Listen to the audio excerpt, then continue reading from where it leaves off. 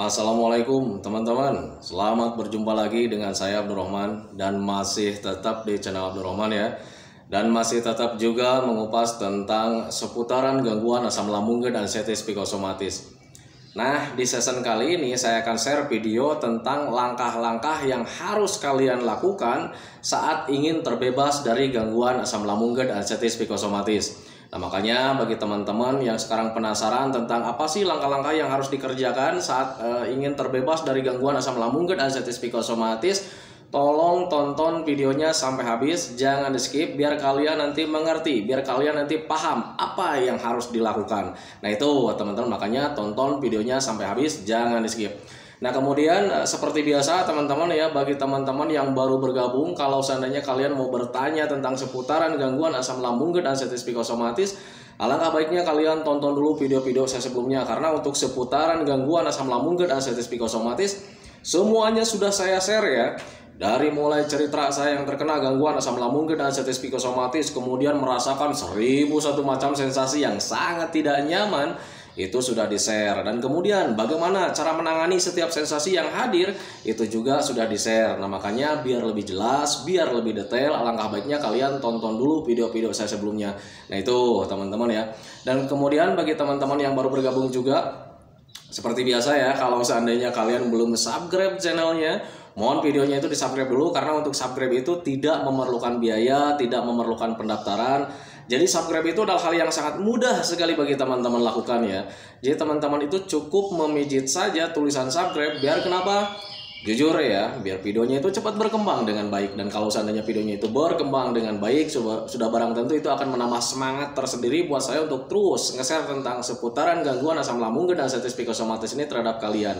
Kemudian jangan lupa juga yang lebih penting dan yang lebih utamanya, tekan juga tombol lonceng sama tombol like-nya ya, biar kalian itu dapat notifikasi atau pemberitahuan video saya yang terbaru. Karena saya itu akan terus nge-share tentang seputaran gangguan asam lambung dan anestesi psikosomatis ini terhadap kalian, dengan tujuan semoga saja videonya itu menjadi wasilah atau jalan keluar bagi kalian yang sedang mengalami gangguan asam lambung dan anestesi psikosomatis hingga membaik ya, apalagi sampai sembuh total.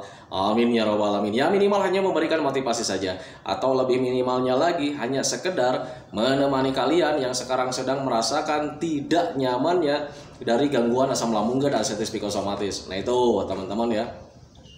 Nah, kembali lagi ke topik utama teman-teman ya. Untuk orang-orang yang terkena gangguan asam lambung dan anestesi psikosomatis sangat rindu sekali teman-teman ya dengan yang namanya kesembuhan, dengan yang namanya kehidupan normal kayak dulu gitu teman-teman ya. Nah, tetapi sialnya untuk orang-orang yang terkena gangguan asam lambung dan anestesi psikosomatis, kalau seandainya belum memahami langkah-langkahnya atau metode-metodenya, itu kesembuhannya itu durasinya akan lebih lama gitu teman-teman ya. Nah, tetapi apakah bisa sembuh? Bisa teman-teman, dan sangat bisa. Tanpa Anda mengerti metodenya juga, tanpa Anda menjalankan langkah-langkah yang akan saya uraikan di sini, itu kalian itu bakalan membaik. Cuman durasinya agak terlalu lama gitu teman-teman ya. Nah, tetapi bagi kalian yang ingin terbebasnya itu lebih cepat-cepat gitu, Pak, saya itu udah nggak mau terlalu lama karena memang rasanya sangat dahsyat ya. Nah, itu teman-teman ya. Nah, kalau seandainya kalian ingin cepat-cepat terbebas dari gangguan asam lambung dan anestesi psikosomatis, justru di sini ada metodenya. Nah, metodenya yang pertama itu yang harus kalian kenali adalah kalian itu terkena gangguan, dua gangguan teman-teman ya. Jadi kalian itu terkena sakitnya itu, terkena gangguannya itu dua gangguan. Jadi bukan cuma satu gangguan saja. Yang pertama kalian gangguan medisnya teman-teman ya. Kemudian yang keduanya itu kalian gangguan psikisnya. Untuk gangguan medis sebetulnya ringan, cuman 1% sih sebetulnya gitu teman-teman, kalau seandainya kalian paham. Nah, yang kedua itu yang lebih besar teman-teman, dan biasanya itu 99% itu adanya di psikis gitu teman-teman. Kita salah memprediksi, kita salah berpikir teman-teman ya. Ketika ada sensasi kita malah berpikir yang lain-lain, bukan berpikir wajar. Oh, ini begini, asal mulanya begini, oh ini ternyata penyebabnya begini. Kalau seandainya kalian tahu ke arah sana, kalian bisa menanganinya dengan mudah tanpa kalian itu harus berpikir kemana-mana gitu teman-teman ya. Justru ketika kalian berpikir kemana-mana itu justru itu akan menimbulkan rasanya itu semakin tidak nyaman, karena di situ menimbulkan ketakutan tersendiri. Nah, itu teman-teman ya. Jadi langkah-langkah penyembuhan untuk gangguan asam lambung dan anestesi psikosomatis kalian harus bisa mengenali. Yang pertama kalian itu terkena gangguan medis, yang keduanya gangguan psikis. Nah itu teman-teman ya. Dan kalau seandainya kalian mendengarkan dua gangguan ini teman-teman ya, mana dulu nih yang harus dibetulkan? Karena untuk orang-orang yang terkena gangguan asam lambung dan diabetes psikosomatis, walaupun sudah paham ke sana, oh iya Pak, saya itu terkena dua gangguan, tetapi mana dulu yang harus dibetulkan? Nah itu teman-teman ya. Di sini saya share sesuai pengalaman saya. Tetapi kalau misalnya pengalaman Anda berbeda, yaitu pengalaman Anda teman-teman. Tetapi kalau misalnya di sini saya ceritakan sesuai pengalaman saya. Dan kalau seandainya kalian ingin mencontoh seperti saya, silakan saja. Karena untuk mencontoh itu tidak berbayar. Lagian di channel saya itu tidak ada obat, tidak ada herbal, hanya pure menggunakan metodenya saja. Nah itu teman-teman ya. Nah langkah yang pertama yang harus saya betulkan itu adalah yang pertama keyakinan dulu teman-teman ya. Keyakinan dulu, yakin bahwa gangguan asam lambung dan diabetes psikosomatis ini bakalan membaik, bakalan sembuh, karena memang bakalan membaik teman-teman ya. Kenapa saya katakan harus yakin dulu? Karena kalau seandainya kalian tidak yakin, itu justru kepala kita itu akan penuh dengan ketakutan-ketakutan teman-teman ya. Pemikiran kita itu selalu mengarah-arah ke ketakutan. Wah ini jangan-jangan setiap harinya kita itu bakalan begini. Wah jangan-jangan ini tidak akan membaik-membaik. Wah jangan-jangan ini ketika kita lama sakitnya kita itu mendekati kematian dan kemudian mati. Seperti itu teman-teman ya. Nah makanya hal yang paling pertama yang harus kalian lakukan itu adalah keyakinan. Membenahi keyakinan. Karena untuk orang-orang yang terkena gangguan asam lambung dan diabetes psikosomatis, keyakinan untuk sembuh itu hampir hilang teman-teman. Hampir tidak percaya. Hampir tidak percaya bahwa gangguan asam lambung dan diabetes psikosomatis ini bakalan membaik, padahal itu bakalan membaik teman-teman ya. Nah itu makanya harus dibetulkan dulu itu keyakinan. Yakin dalam diri kita itu, yakin dalam hati kita, yakin dalam pikiran kita bahwa gangguan asam lambung dan diabetes psikosomatis ini bakalan membaik, bakalan sembuh, karena memang bakalan sembuh. Karena ini bukan merupakan hal yang sangat besar kalau seandainya kita paham penyebabnya. Nah itu teman-teman ya. Dan kemudian setelah kalian meyakini gitu teman-teman ya bahwa gangguan asam lambung dan diabetes psikosomatis ini bakalan membaik, hal yang paling harus kalian lakukan itu yang keduanya itu adalah tenaganya dulu teman-teman ya, di medisnya dulu teman-teman ya. Karena untuk orang-orang yang terkena gangguan asam lambung dan diabetes psikosomatis itu biasanya mudah lelah, kelayangan, kemudian tidak ada gairah dan sebagainya, apalagi dipicu dari medisnya itu masih ada juga gitu teman-teman, kayak macam kembung, perih dan sebagainya teman-teman ya. Nah makanya benahi dulu medisnya.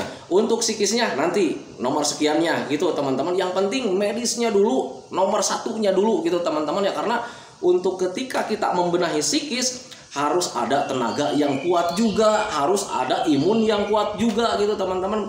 Berbeda ketika kalian ingin membenahi psikisnya, membenahi traumanya gitu teman-teman, tanpa ada tenaga, tanpa ada imun yang kuat, kita itu justru akan semakin dipermainkan, akan semakin diombang-ambing. Pemikiran kita itu jelek, rasa tidak nyaman, hadir kelayangan, hadir gitu teman-teman. Tetapi berbeda ketika kalian medisnya sudah mulai normal, tenaganya ada. Ya kemudian ketika kalian ada cemas juga, kalian tidak gemeteran teman-teman, karena tenaganya hadir di situ teman-teman. Kelayangannya juga tidak ada karena tenaganya hadir. Nah itu teman-teman, makanya hal yang paling selanjutnya itu yang harus kalian dibenahi itu yang keduanya adalah di medisnya dulu. Nah itu teman-teman ya, perbaiki saja medisnya. Kalian terkena gangguan asam lambung misalkan teman-teman ya benahi saja asam lambungnya. Nah justru Pak, untuk membenahi asam lambung itu sulit, soalnya begah setiap hari gitu teman-teman ya.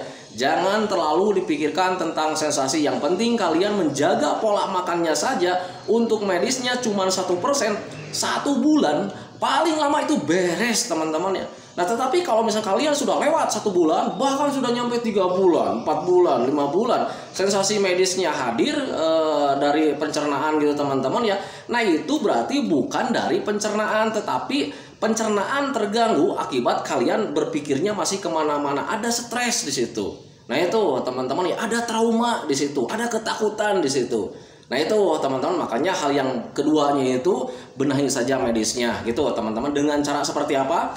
Kalau seandainya medisnya masih ada kembung, begah, kemudian perutnya terasa panas, kemudian selalu melilit gitu perasaannya, perutnya itu terasa melilit, ulu hati terasa mengganjal juga gitu teman-teman ya. Nah itu kalian harus dijaga makanannya gitu teman-teman, jenis makanannya. Menjaga makannya itu dari mulai jenis makanan sampai durasi makannya, tempo makannya. Nah itu teman-teman, makanya hal yang sangat lumrah, kalian juga sudah pada tahu lah. kalau untuk orang yang terkena gangguan lambung, gangguan asam lambung, selalu bilang jangan telat makan, jangan telat makan. Memang betul itu.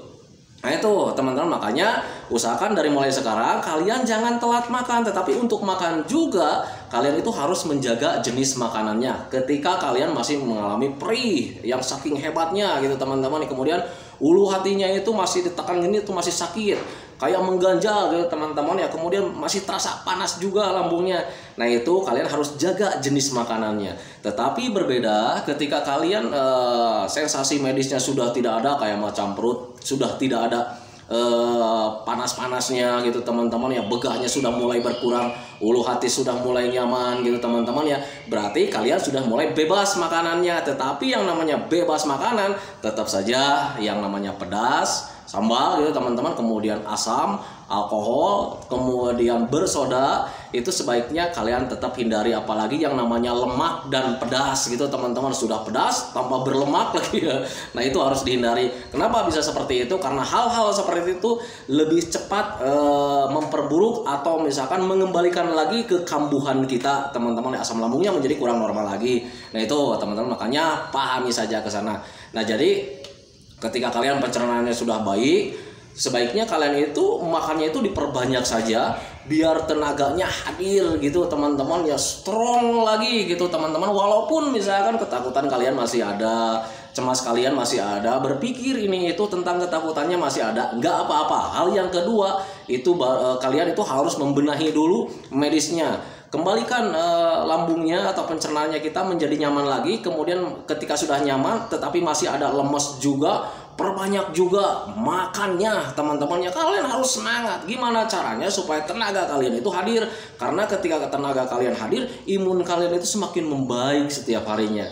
Nah itu teman-teman ya, itu yang kedua. Nah sekarang setelah kalian mempunyai tenaga yang kuat, tenaganya hadir, semangatnya hadir lagi, tetapi ketakutan masih ada. Nah di situ baru yang ketiganya, kalian harus melatih psikisnya teman-teman, yang melatih mental dari trauma saat kita terkena gangguan asam lambung dan artritis psikosomatis. Karena mental atau psikis itu lebih dominan mengganggu kita sehari-hari gitu teman-teman ya. Saat terkena gangguan asam lambung dan artritis psikosomatis, hal yang paling mengganggu itu di psikis, di pemikiran teman-teman ya. Nah makanya ketika kalian tenaganya hadir, mulai di situ kalian harus melatih mentalnya teman-teman ya. Ingat, untuk mental itu obatnya ada di dalam diri kalian masing-masing. Bukan obat yang dikonsumsi, bukan herbal yang dikonsumsi, tetapi obatnya ada di dalam diri kalian masing-masing. Kalau seandainya kalian memahami ke sana, kalian pasti akan berpikir wajar. Oh ya, ini yang namanya trauma, yang namanya psikis, yang namanya ketakutan berhubungannya dengan mental. Berpikir logika saja. Yang namanya mental pemberani tidak akan takut kemana-mana. Yang namanya mentalnya itu tumbuh atau misalkan besar gitu teman-teman, kalian tidak akan takut apa-apa. Nah itu teman-teman, apalagi untuk orang-orang yang terkena gangguan asam lambung dan artritis psikosomatis, biasanya ketakutannya itu hal-hal yang sepele, kemudian hal-hal yang belum tentu kita alami. Nah itu teman-teman, salah satunya masih takut makan ini itu. Nah itu merupakan hal yang sepele teman-teman. Padahal kalau misalnya kalian berpikir wajar, kalau seandainya kalian mengkonsumsi makanan, kalau seandainya itu tidak ada racunnya, tidak akan membuat kalian mati teman-teman ya. Nah itu, nah tetapi Pak ini saya masih takut, takutnya akan begini, takutnya akan begitu. Mental berarti kalian yang harus dibenahi teman-teman. Kalian harus bisa menyadari ke sana. Kalau seandainya kalian itu mentalnya itu sekarang sedang menjadi mental tempe. Nah itu teman-teman, itu yang harus dibenahi. Tanamkan dalam pikiran kalian, kalau seandainya kalian mengkonsumsi makanan apapun, kalau seandainya itu baik buat kalian, tetapi masih takut ini itu, gak apa-apa teman-teman ya. Makan saja teman-teman, selama kembali lagi seperti yang saya utarakan tadi ya, pedas, sambalnya, cukanya atau asamnya, alkoholnya, sodanya, santannya, kemudian lemak, apalagi lemaknya yang masih memiliki rasa pedas. Nah itu teman-teman, hindari saja hal yang itu. Tetapi kalau yang lain-lain sebaiknya kalian hajar saja, tetapi dengan catatan tidak berlebihan juga. Nah itu teman-teman ya. Karena yang berlebihan itu jangankan yang buruk-buruk ya, yang baik saja untuk berlebihan itu jelek juga gitu teman-teman. Dan kalau seandainya kalian mau mencoba makanan baru atau makanan sesuatu yang baru, sebaiknya kalian kalau misalkan untuk melatih ketakutannya, setelah menanamkan bahwa itu tidak akan apa-apa, Ya kalian melatihnya dengan icip-icip saja teman-teman ya. Dulu juga saya mengalami hal seperti itu. Jadi makannya itu nggak terlalu banyak gitu teman-teman ya. Saya coba sedikit. Nah selang 5 menit saya rasakan ternyata tidak apa-apa. Baru lanjut lagi. Dan besoknya seperti itu. Dan kemudian rasa cuek hadir. Nah rasa cuek hadir. Kemudian makannya sudah mulai normal lagi. Jadi berani lagi, hajar lagi. Menjadi berlebihan. Dan ketika berlebihan ada lagi sensasi yang hadir. Nah itu menjadi patokan buat kita semua. Bahwa apapun yang baik-baik kalau seandainya berlebihan itu tidak baik juga. Nah makanya pahami saja ke sana. Jadi hal yang paling selanjutnya itu ya ketika kalian sudah membenahi keyakinannya, kemudian membenahi medisnya, yang ketiga itu harus kalian tuh belajar melatih mentalnya teman-teman ya, karena 99% itu kita itu terkena itu di mental teman-teman ya. Mental kita menjadi turun karena ada trauma waktu pertama kali saat terkena gangguan asam lambung dan diabetes psikosomatis seperti mau mati. Nah itu teman-teman, dan kematian itu belum kita inginkan gitu teman-teman ya. Makanya ketika ada sesuatu yang terjadi, yang hadir ke dalam tubuh kita itu menjadi sensitif, waspada, takutnya itu berbahaya. Akhirnya setelah datang hadir ke tubuh kita, karena tubuh kita semakin waspada, pikiran kita semakin waspada, akhirnya kita berpikir kemana-mana. Ini apa lagi nih ya? Waduh ini jangan-jangan penyakit berat lagi. Waduh ini jangan-jangan saya mendekati kematian. Jangan-jangan ini pertanda saya kematian. Nah itu teman-teman, nah makanya hindari saja ke sana. Adapun pemikiran-pemikiran seperti itu lahir dari ketakutan. Takutnya lahir kalian dari apa? Dari trauma saat terkena gangguan asam lambung dan diabetes psikosomatis. Nah makanya pahami saja ke sana. Jadi kalau seandainya kalian menyadari, oh ternyata ini ada trauma yang harus dibenahi, kalian tuh pasti akan berpikir wajar, ini berhubungannya dengan mental. Kalau seandainya mental kalian semakin tinggi, semakin tumbuh besar, itu trauma tidak ada teman-teman ya. Yang hadir kalian menjadi tambah pemberani, kemudian hal apapun kalian menjadi cuek. Nah itu teman-teman, dan ketika kalian sudah cuek, di situ semangat ada gitu ya, kesenangan ada, riang, gembira setiap harinya, hal apapun menjadi ringan karena kitanya ada semangat, kemudian cuek, kemudian bahagia juga. Nah itu teman-teman berbeda ketika kita tidak melatih mentalnya. Kita itu yang ada itu hadirnya itu ya meratapi nasib, berpikirnya yang jelek-jelek, alhasil kita itu murung setiap harinya teman-teman ya, gundah gulana, berpikir tentang penyakit. Akhirnya kita itu ruang lingkup menjadi terbatas, kebanyakannya melongo, kemudian lihat orang lalu lalang tertawa itu kita iri. Nah, kemudian lahirlah kesedihan karena kita tidak tidak sama dengan orang lain. Kapan saya akan sembuh? Kok saya berbeda dengan orang lain? Orang lain bahagia. Ya Allah, Allah itu sekarang itu sudah mulai membenci. Allah nggak adil. Seperti itu teman-teman ya. Lahirnya seperti itu ketika kalian selalu berdiam diri di rumah, kemudian belum melatih mentalnya. Nah itu teman-teman, itu pengalaman saya dulu gitu teman-teman ya. Semoga saja teman-teman itu tidak mengalami seperti itu ya. Nah makanya pahami saja ke sana. Jadi untuk orang-orang yang terkena gangguan asam lambung dan diabetes psikosomatis, ketika kalian ingin cepat-cepat terbebas, kalian harus memahami bahwa kalian itu terkena dua gangguan. Yang pertama gangguan medisnya, yang kedua gangguan psikis. Gangguan medisnya cuma 1% karena di pencernaan asam lambungnya. Menjaga makan saja selama 1 bulan beres teman-teman ya. Nah itu, nah kemudian untuk 99%-nya itu butuh latihan. Kenapa butuh latihan? Karena kita terkenanya itu ya, psikisnya gitu, mentalnya. Dari trauma yang namanya psikis atau mental itu pembenahannya, pembetulannya atau penyembuhannya atau pemulihannya butuh latihan setiap harinya. Hadapi apa yang kalian takutkan, kemudian dengan cara menanamkan juga dalam pikiran bahwa ini tidak akan apa-apa, ini tidak berbahaya, karena tidak berbahaya. Nah itu teman-teman, kemudian yang harus kalian lakukan juga ketika ingin melatih mentalnya dengan cara seperti apa? Bergerak, melakukan aktivitas yang menyenangkan, hindari stres, jangan terlalu banyak pikiran. Cuman itu sih sebetulnya. Apa yang membuat kalian senang, apa yang membuat kalian riang, apa yang membuat kalian gembira, lakukan saja teman-teman ya.